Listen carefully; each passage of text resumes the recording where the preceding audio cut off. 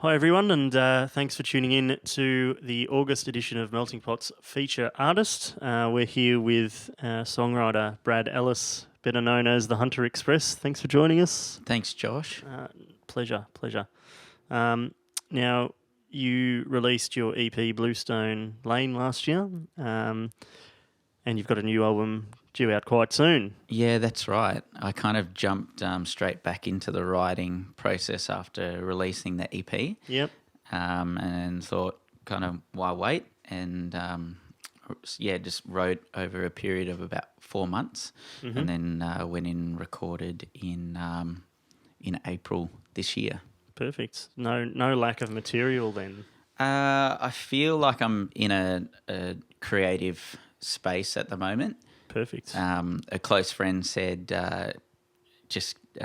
remember that and try and get the most out of it while you can, because it might change suddenly too. Sure does. So I thought, let's go for it.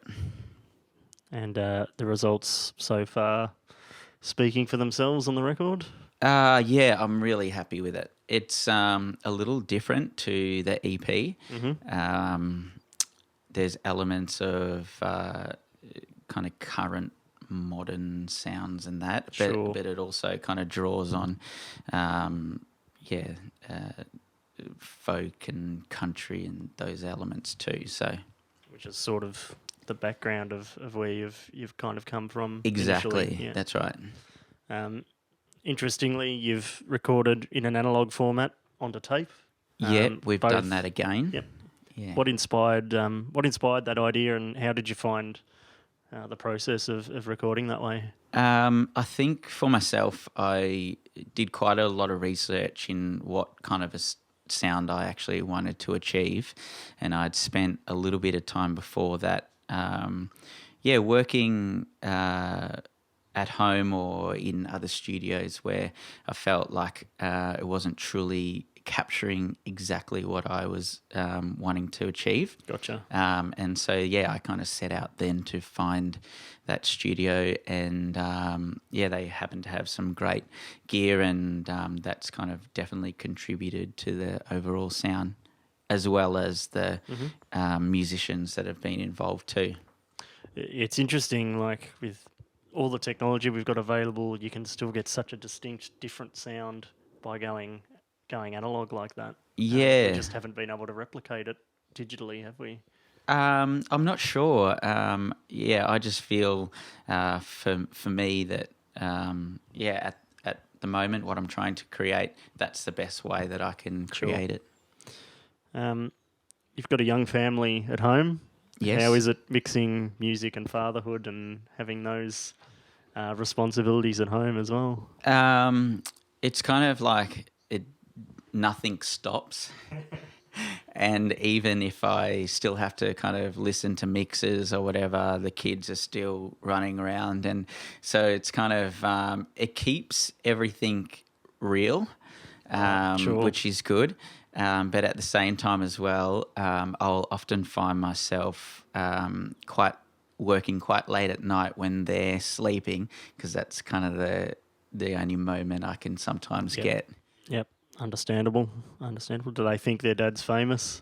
No, I think that would be weird. My daughter Marley, she's growing up really fast, and she'll often say, "Dad, you're looking a little uncool today," or something like that. So she keeps everything real for me. Got to take some of those comments with a grain of salt as well, I'm sure. Yeah, that's right. In terms of your writing process, the songwriting aspect and storytelling aspects certainly at the forefront from what I've heard from you. What is it about that aspect that's so important in getting your message out there? I think for me, when I began to take on songwriting and wanted to get more into my music, I was writing stuff that wasn't really meaning anything to me, and it wasn't till I wrote a song called Home, where I drew on a lot of just my experiences and a close friend as well. I found that people began to connect with it. Sure. And so I've set off in that path now. My style of writing, even on this album that's coming out soon as well, is all about that. And there's stories and names and places that kind of weave in and out. And I feel really connected to it. And hopefully through the words and the lyrics and that as well, other people can kind of draw on that as well. That'd be the ideal result, wouldn't it? Yeah. Yeah, exactly. I hope people can kind of relate to it in some way. I'm sure. You know, I've heard a lot of your stuff, and I'm sure that's going to be the case. Yeah. What are your plans post album release? I know you've got a bit of a mini tour that you're organising. Yeah, we're trying to get up to hopefully Sydney and Queensland with some other friends. Great. Yeah, and kind of all the other usual stuff of a single release and things like that. I think further down the track, I'm keen to be able to work with other artists, as well as continue writing, because I feel I'm still in that kind of creative space right now, and I want to keep on exploring that.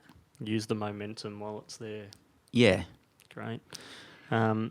Well, watch this space for the Hunter Express's album, which will be coming out towards the end of 2017. And you're going to share a song with us now? Yes. What are you going to play for us? I'm going to play the song Driving.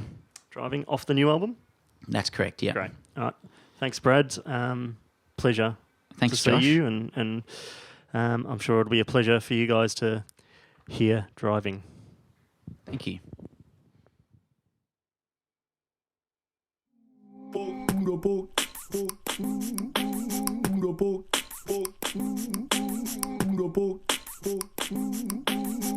Book.